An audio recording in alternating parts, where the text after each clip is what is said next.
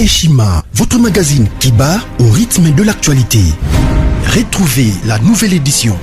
Exclusivité, alors que la RDC sort progressivement la tête de l'eau après la crise sanitaire Covid-19 ayant fragilisé les économies du monde, Eshima Magazine présente à la une de sa 15e édition la ministre de l'économie nationale, Acacia Bandou-Bola, présente son bilan depuis sa prise de fonction.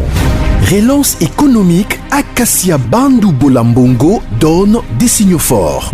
Baisse des prix des produits pétroliers, maîtrise des prix des denrées alimentaires pendant des temps forts, organisation des marchés populaires afin de soulager les paniers de la ménagère en période de Covid-19, une franche collaboration avec les opérateurs économiques et dotation en équipement de son administration, la ministre de l'économie nationale affiche un bilan éclatant de sa première année de gestion de ses très stratégiques portefeuilles. Eshima Magazine revient sur chaque étape de la vie de la Margaret Thatcher congolaise. Focus, Agnès Moide et la CNSS interpellent les employeurs sur les avantages de l'utilisation de la télédéclaration. Payer l'impôt est un devoir civique. Barnabé Mwakadi Mwamba, directeur général de la DGI, sensibilise les assujettis. Découverte, Jerry Biangani Tampo, l'homme derrière la renommée de l'université chrétienne Cardinal Malula. Dossier Eshima, contentieux électoraux de la poudre aux yeux. Économie, les scandales financiers ont la peau dure en RDC. Interview, Ted Belechai Kassonda, secrétaire exécutif national de la Ligue des jeunes de l'UDPS. Bras de fer entre la CPI et les USA. Fatou Bensouda défie Donald Trump. Retrouvez l'intégralité du magazine Eshima dans les kiosques. Eshima Magazine, un nouveau standard d'information. Bonjour, bonsoir, na balandina biso nyonso ya Rimer de Kinshasa sango ya Congo, bae bazui libaku ya kolanda biso, bozali vraiment ebele partout dans le monde. Na RDC Mobimba, lelo to elisu na banda kuna bino devant ba tablette na bino pour na kopesa bino actualité politique à temps réel. Mes chers compatriotes et sengwezali makasi ya ko kota na banda kuna bino. Lelo to robeta des sujets na ordre du jour, donc des karabasu point rosala ba intervention mususu pe rosala mais to robeta rami balé. Ya liboso Janine Mabund devant la justice. Politique et bandit. Janine Mabund devant la justice. Ni Nyango et les Kani au juste. Ah, Boyoka. Janine Mabund et Kabweloulou accusés de la corruption et de la malversation financière dans l'affaire Sokimo et Kibali par le lanceur d'alerte Guillet Louero. Le lanceur d'alerte congolais Guillet Louero dénonce la malversation financière et corruption de Janine Mabund et Kabweloulou dans l'affaire Sokimo et Kibali. L'affaire date depuis 2013. 5 milliards de dollars américains n'est toujours pas versé dans la caisse de l'État. 5 milliards de dollars américains. Wana à l'époque, Janine Mabund Azalaka, ministre ya portefeuille. Oyo donc kabanda qui coordonné ba entreprise nyonso ya RDC. Place oyo faillite pena makasi et bandaki na Onatra. Place oyo faillite makasi et bandaki na SNCC. Donc voilà, tokota na ba détail, toko expliquer bino makambo nyonso. Na deuxième point, torobeta lisolo na tweet ya Alexis Tambwe Mwamba. Oyo a promettre ko démissionner dans 48 heures. Alobi vraiment il faut abima na grande porte. Eloko na eloko ezalaka na ngonga nango ezalaka na temps nango. Aka film à Jésus kutu esila. Donc ndenge zana ye à promettre ko démissionner dans 48 heures. Pour avoir un problème, pour moi, je vais cotiser. Alors, awa d'échapper, dengue saliwana, interdiction de sortie d'ordre de la hiérarchie d'état-major vous demande chacun en ce qui les concerne de prendre toutes les dispositions nécessaires pour empêcher jusqu'à la nouvelle ordre la sortie du pays de M. Pascal Nyembo, directeur général du Centre d'expertise et d'évaluation et certificat de substances minérales précieuses et semi-précieuses secs en sigle.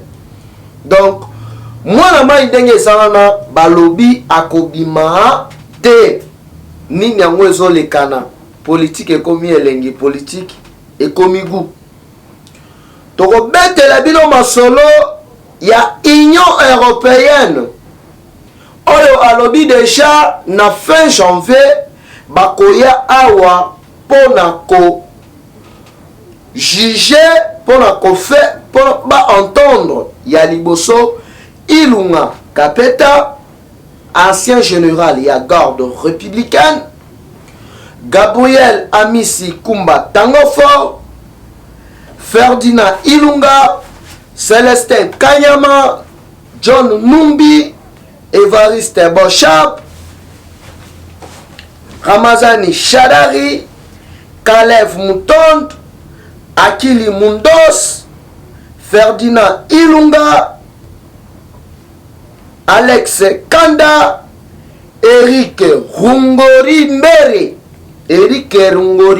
Oyo, Ali parmi ba généraux Oyo ba organisaki liwa ya fait Mamadou Ndala. Donc batu nyonso Oyo bazali na liste ya Union européenne, denge bazali wana Union européenne a se décidé aya ko installer bureau ya Interpol déjà au mois de janvier pour na ko juger ba criminel nyonso ezala ba oyo ba posa ba crime économique ezala ba oyo ba empêchaki procédure ya démocratie pour na ko empêcher ba élection. Donc ndenge ezali wana nde ba sommaire ya mayeto solola lelo à long et à large. Tobandi na point na biso ya liboso. Janine Mabund et Kabweloulou accusés de la corruption et dans la malversation financière dans l'affaire Sokimo et Kibali. Bande konangani nangwele kanaki. Un certain temps vers 2018, Société Kibali aboyaki kofuta dividende il y a 3 millions de dollars. Na 2019, baboyaki kofuta dividende il y a 15 millions de dollars. Pour nini? Parce que à l'époque, les gens qui sont donneurs de leçons, les gens qui faire voir que non, bazali bassin sopendeni. Adolphe Mouzik, à l'époque, Premier ministre, a signé arrêté. Naba entreprise union publique, ba inspecteur et à finance, bako sala ba enquête te, bako inspecté te. Seul mutu azalaki na monopole wana nyako inspecté ba entreprise union publique, yalaki kaka général Ilunga Kapeta na ba namoura o ba laki délégué yako inspecté nyonso bandaki kolekana na ba entreprise publique wana sous ordre il y a Adolphe Muzitu oyo lelo a commis d'honneur de leçons. Et puis plus grave, yango bandaki komona que non.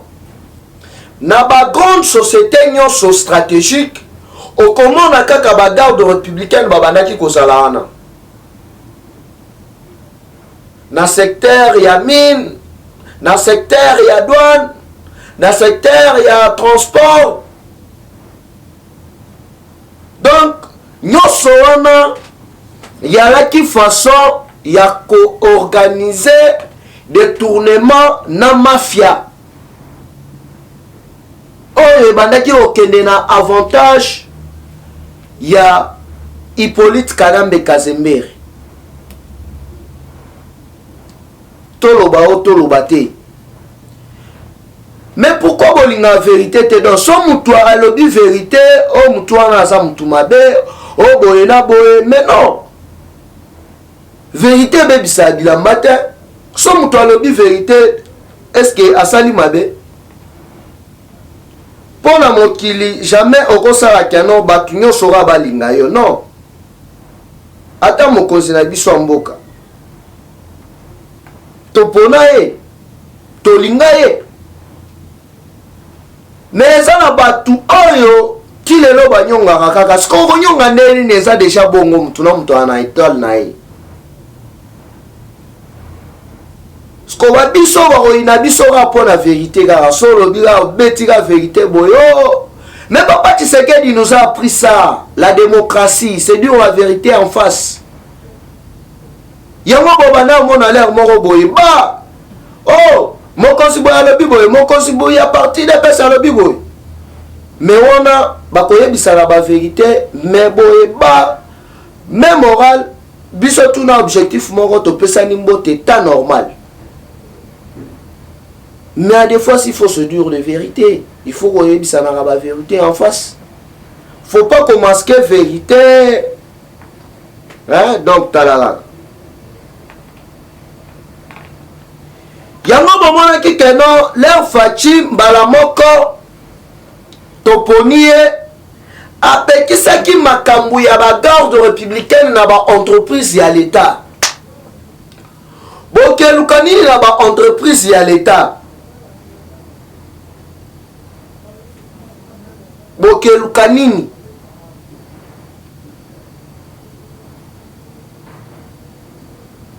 batuana basali par tous les moyens ya rekomisa ba société ya l'état na biso ya RDC ba bien privé na bango moko personnel. Donc bon wa passeport Kabila tata mwasi na ye nazowe. Mbongo ya douane Kabila tata mwasi na bango nazowe na mwasi na ye. Mais non, alors que société Sokimo oyo na Kibal bazali ko compter du moins 80 mois impayé. Batouchaka prime te, salaire te. Mais batu bazoke musala.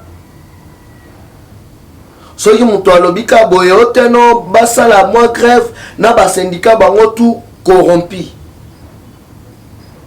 Yango bomoni keno ndenge eza wana procureur ya république ba formulé déjà plainte contre Janine Mabound na monsieur Kabwelulu po bazongisa mbongo ebele oyo bango ba détournant. Tozali parti oyo tozo prôner ba valeur. Toza parti oyo tozo bundela lukuta. Koko sa ko manipuler opinion. Ko se faire passer d'un saint. Te biso bongo te. Papa Tshisekedi nous a pas appris ça. Tozali parti oyo tozali côté le mela détournement. Papa Tshisekedi nous a pas appris ça.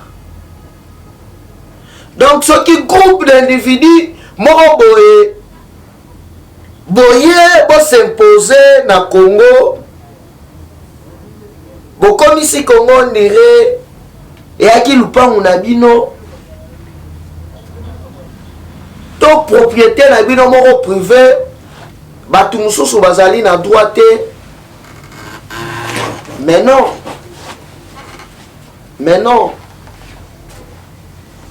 yango bomoni lelo des bandades tour de Babel. Et puis na bandeko na biso nyonso ba congolais boye na union sacrée.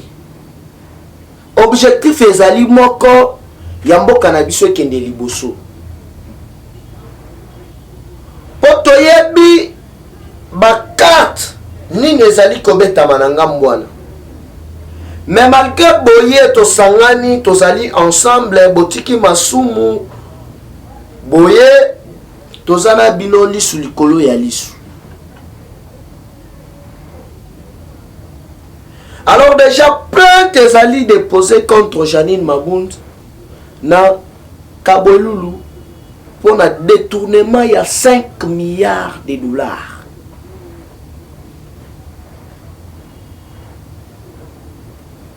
Aujourd'hui de 2010 kino 2013. Scobiso toala qui na bidye ya combien? Na RDC. Donc groupe d'individus mobo ka ba bakamati kwa bakei. Sko awa justice a osala musala na ye.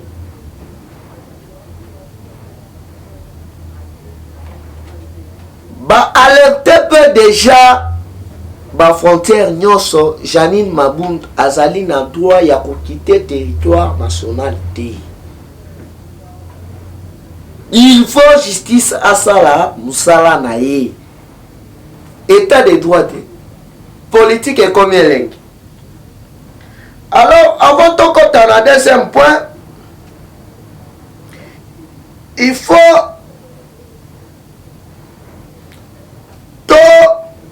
informer nous mokozambo kanamaye ezali kolekana na avenue Bukama na Lingwala na école ya bakimbangiste balakisi bazali ko exiger bana classe bapesa bango ba 5000 francs congolais pour na accès ya kosala examen. Alors ba parents ba bengi biso ba pesi biso rapport na niveau ya Pascal. Ba policier ya Pascal tracasserie eleki moyen te na baso de mouton wana. Ba roulage sont des moutons ya des bonhommes, c'est des moutons ya Pascal, sont des moutons ya Sosimat. Ba roulage tracasserie ya kosakana te na ba chauffeur. Yango wana tozali kosenga na mokozi ya mboka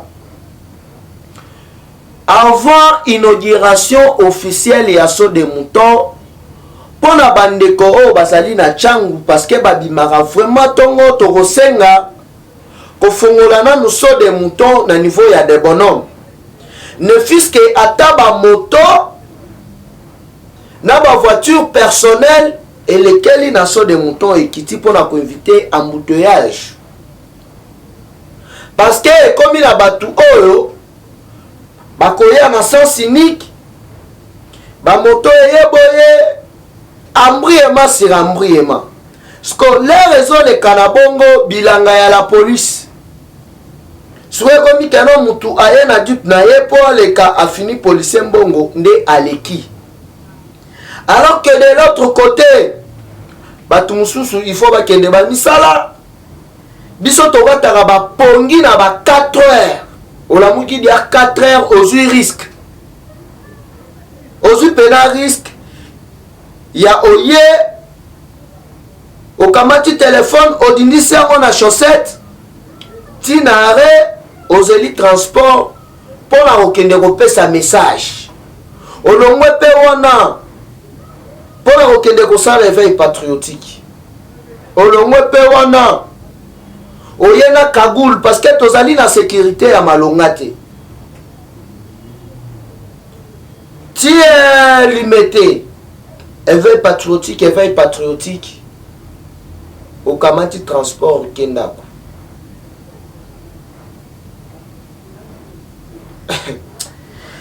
Vraiment, eza pasi, hein.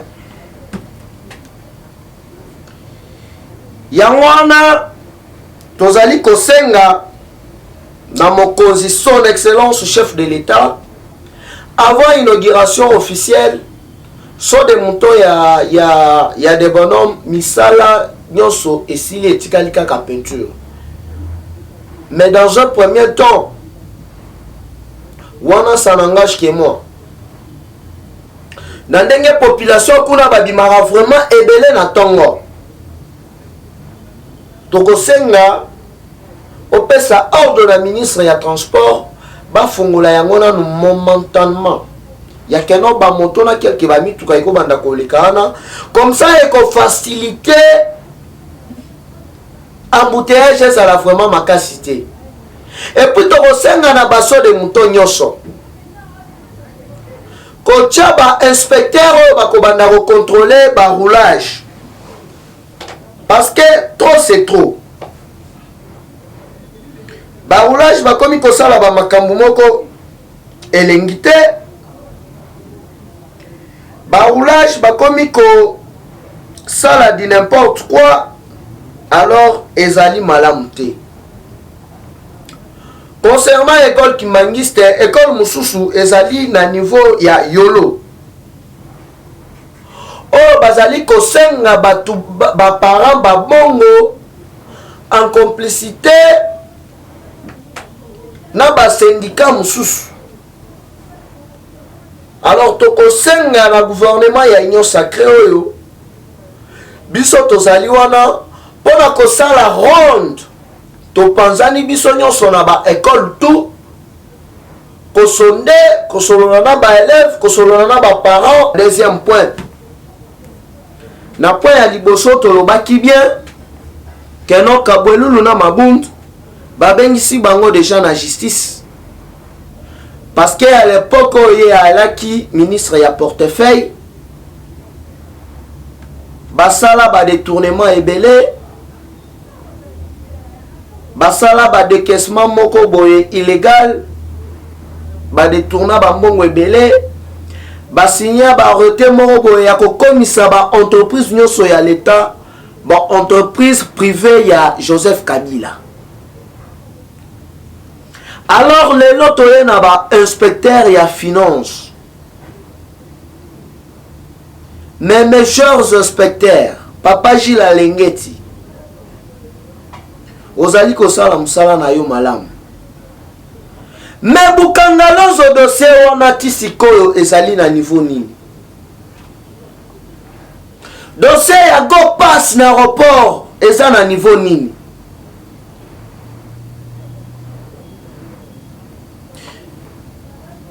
Dossier ya EPSP ba enseignant fictif eza na niveau nini? Yo batu yo moni ya kochama la l'aise ezali de droiteur ya sika ya 2GI oyo azali membre ya IDPS keba biso tozalaka pyramide renversée. Biso donc toza batu oyo topronaka ba valeur. Tozalaka mama na même morale biso tout. Maman na même morale biso nyonso toza même morale. Donc olanda ba divergence babilo wa mike te donc toza maman na même morale parce que li tezara moko. Mais leur moko nde ezalaka pena ke non yo sali boye te o recadrer moninga yo sali boye donc toza maman na même morale. Yo ba dossier ezali ebele yo faut s'intéresser na yango. Mais awa okomi kokende tina ko toucher directeur ya déchet ya salioni. Alors que ba dossier ba matata ponyo sali wana ya go pass ba dossier ya Bukangaloso plusieurs maisons détournées par Adolphe Muzitu. Donc ba dossier sali ebele na EPSP. Ozo kanga bango te pourquoi? Biso to critiquer déjà ba tuna biso ba sale la biso investigation déjà na terrain.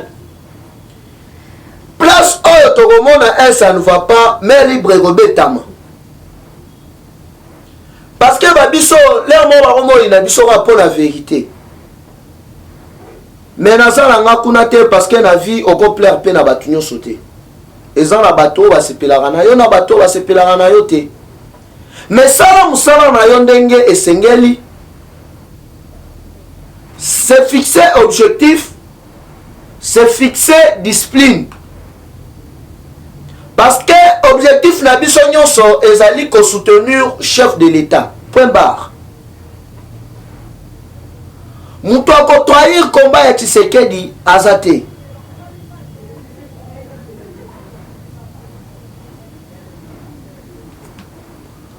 Alors on est aquí en parenthèse. Na deuxième point place na rochitele ezali Tambo Mamba andimi ko démissionner dans 48 heures. 6 mai Balouka 9 état de droit Fachi Béton. Ta politique et la mystique. Politique et la mystique. Bato ba ganga wa tellement Fachi. Mais le monde mobimba il est Fachi Maboko. Mugwantombolo Fachi Béton. L'enfant horrible de son excellence Docteur Etienne Tshisekedi Wamulumba. Tambo Mamba andimi ko démissionner dans 48 heures. Po biso to lobaka boya olobi na yoka non. Ya lobaka bongo me na suka na ngwe asaki na raison. Alors bandeko balandi Tambo Mamba andimi ko démissionner à lobby aboya se faire humilier. Il faut abîmer la grande porte, à salir par tous les moyens intégrés, union sacrée. Mais désolé, il faut baser la nous, union européenne, denga lobby à Zoya, ko juger Kabila na batunaye, union son abakim tout au bango basala. Ba interpeller déjà ambassadeur Yakibon, denga ba pesaki Kabila, ces jours, il y a 3 ans, ma famille na yemo bimba qui est kufanda na Kiba, wana séjour à l'olenge nini, na vacances à l'olenge nini. Alors, bisogno sotozali lisu likolo ya lisu, awa 6 mai Balouka 9, Tambo Mamba a promettre de démissionner dans 48 heures. Bureau d'âge déjà, barokote sa plénière, oyo, bakosolo la sir organisation, ya bureau ya sikaya, Assemblée nationale.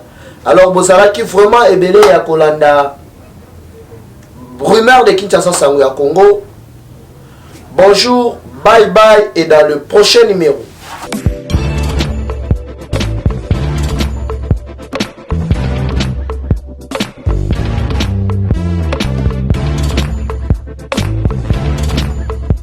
Conteneur yango todo sala. Adi Londolé Feli. Ah Mosengo Feli. Todo sala conteneur, ba voiture todo tina na Kisasa. Ba carton ezo kine Kinshasa. Et en plus, la bonne chose, voiture na yo ko tina na Kisasa te. Te prends pas la tête. Yela bisango, charger biloko na yo. Te relivrer à domicile sans un bon au teki. C'est parti.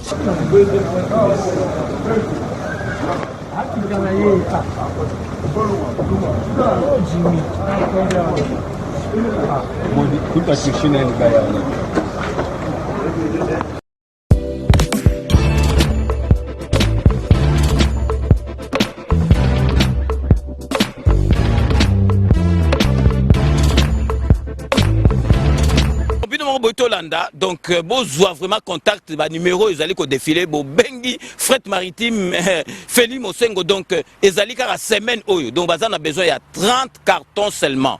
Donc, il y a 3 cartons, moi que vous allez au Félé, et qui, kilo, vous allez contacter, vraiment, besoin contact, vraiment, il faut consommer congolais, ceux qui congolais, ça les locaux, qui aident tout le monde, chinois, vraiment, ils allaient, ma lame ou mingi.